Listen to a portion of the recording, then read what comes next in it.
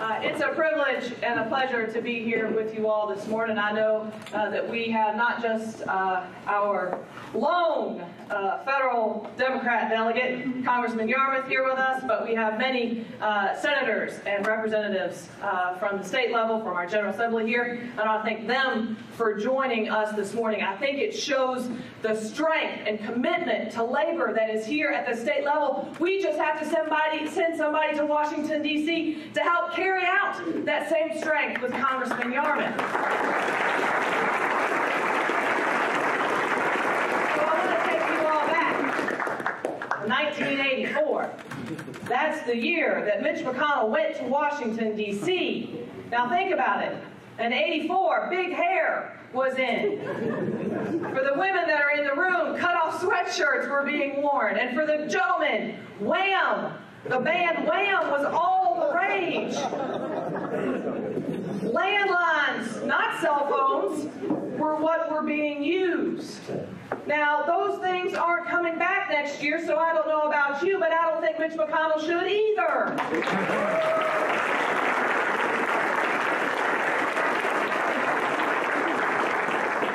Thank everybody for coming out so early this morning to talk about a subject that might otherwise turn some people's stomachs, but I know you all got strong stomachs here in this room. You know, my view of public service. You know who and what I'm about, the third of 5 daughters, Alyssa, Abby, Allison, Ashley, and Amy, otherwise known as Hey You. My view of public service, it's a lot different than that carnival game of whack-a-mole that we all know Mitch McConnell believes in. It's about putting the people of this state first.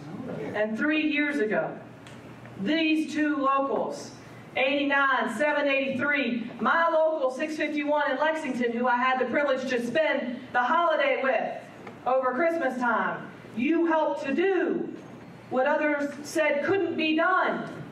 We not only won in double digits in a primary for the office of Secretary of State, but we went on to get over 60% of the vote, more votes than the governor did, as we went up against a Tea Partier, sending the message that this state will be united, and it's because of each and every one of you, especially the good-looking women that are here in this room. Yes, you give them a round of applause.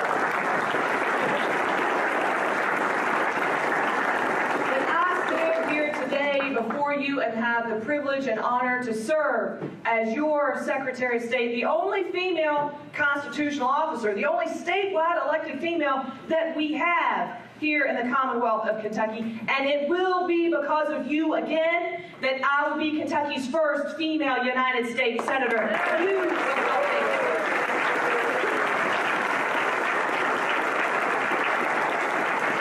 Together, we have been able to do what they just can't get done in Washington, D.C., and that's put the people of this state first. It's passing with the help of our legislators that we see here today, senators and representatives, legislation that gives our farmers the tax incentive to donate their food to food banks so that we can feed the 750,000 Kentuckians who don't know where their next meal is coming from. That's putting Kentucky first.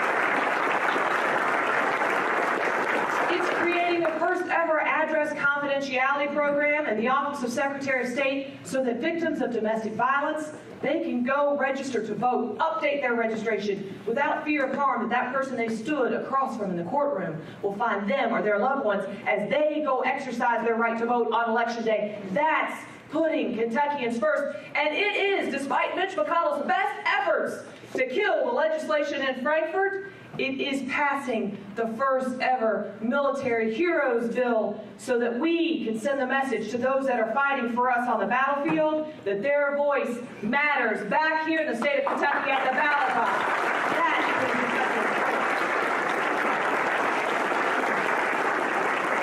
But it brings us to a certain subject who 28 years ago started leading Kentucky and this nation down the wrong path. D.C. no longer stands for District of Columbia, but our dysfunctional capital. And after 28 years, it is Mitch McConnell who stands at the center of that dysfunction. This past week, I stood right outside of my office with all of the living Democratic governors, past and current, by my side. Congressman Yarmouth and Senator Wendell Ford having signed my paperwork, along with all of my fellow constitutional officers. We stood before the bust of John Sherman Cooper.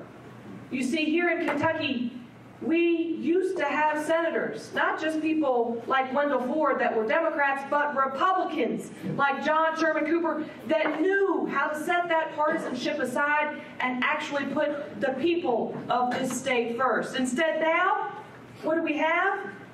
A guy who proudly calls himself the Doctor of No, the guardian of gridlock. Kentuckians, especially the women of this state, have had enough. And the differences, they couldn't be more contrasting between the two of us.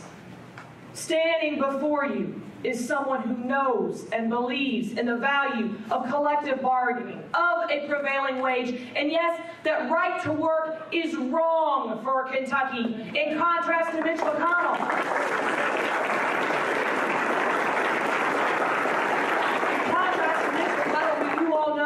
Tears down at the very values each and every one of us believe in. Standing before you is someone who has fought and will continue to fight to increase the minimum wage, because it's not a minimum wage, it's a living wage, and each and every Kentuckian deserves that, in contrast to Mitch McConnell, someone who has 15 times, over 15 times, voted against increasing the minimum wage, all the while increasing his pay each and every year, and his net worth quadrupled it in 28 years. Standing before you is a proud, homegrown Kentucky girl who knows and believes that we must, especially for the women across this state, 53% of the electorate, close the pay inequity gap. Women do not deserve 70 cents for every dollar. They deserve equal pay for equal work. But Mitch McConnell votes against it. Standing before you today is someone who has and will continue to fight for who I believe are the heroes of this state, and that's our veterans. 350,000 veterans, the fourth largest in the nation, right here in Kentucky, while Mitch McConnell allows the Hiring to Heroes Act to lapse at the end of last year.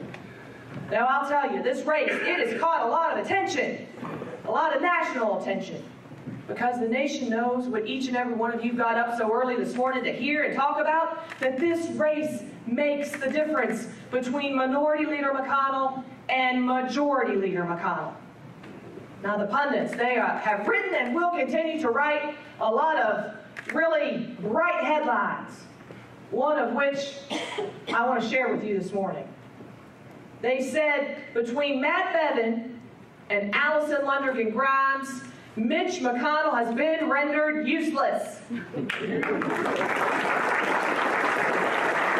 asked me about that the other day, and I said, please, don't give me credit for something he does all on his own. When he refers to former Secretary of State Hillary Clinton, somebody that I know is a friend not just to my family, but to each and every one of you here in this room, as a golden girl. To me, as a cheerleader, and I know I got the hair for it, but my sisters will tell you I was never coordinated enough to get the uniform. A cheerleader, and then to go on to say she's an empty dress, the only female statewide officer we have, an empty dress, and just recently a scantily clad picture of a woman with my face superimposed. It just shows, no matter how many outside consultants he hires, he just can't connect, because each and every one of you here know it's not what's in the dress, whether it be a cheerleading uniform or the suits that I wear every day, or my butt-kicking boots that I've got on today that matters. It's what's up here in the head. And we are going to stack this full brain up against his apparently, and I think obviously, empty head any day of the week. That's what this campaign is about.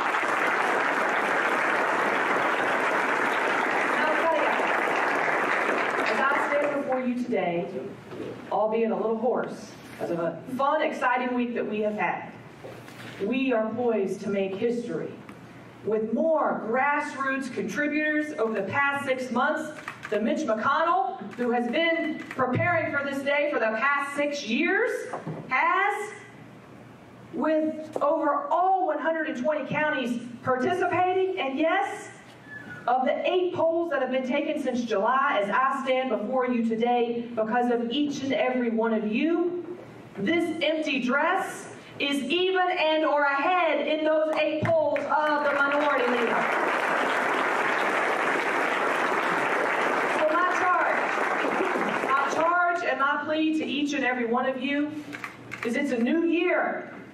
And don't we all agree that Kentucky deserves a new senator? Let me hear you say yes. Yeah. It will be because of each and every one of you. It's a profile he's never run against and he doesn't know what to do with, as you can tell by all of his comments. It's him who has the divisive primary, whereas we are united on our side. Democrats, and we're bringing those Republicans, independents into our tent too, because it's about moving this state forward in the right direction, and we will win this race.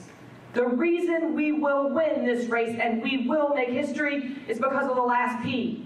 It's what he's never figured out in 28 years. It is you, the people of this state, that will make this journey not just a possibility, but indeed a reality. So I ask you, my fellow Teamsters, my friends and family across this state, when Mitch McConnell asks us, not just in May, but in November for a 6th term, will we tell him no? Let me hear you say no. No. When Mitch McConnell tries to tell us that right to work is right for this state, what will we tell him? No. And when Mitch McConnell tries to divide us, because he will, that's the one thing that they are trying to show on that side, to try to claim that they have.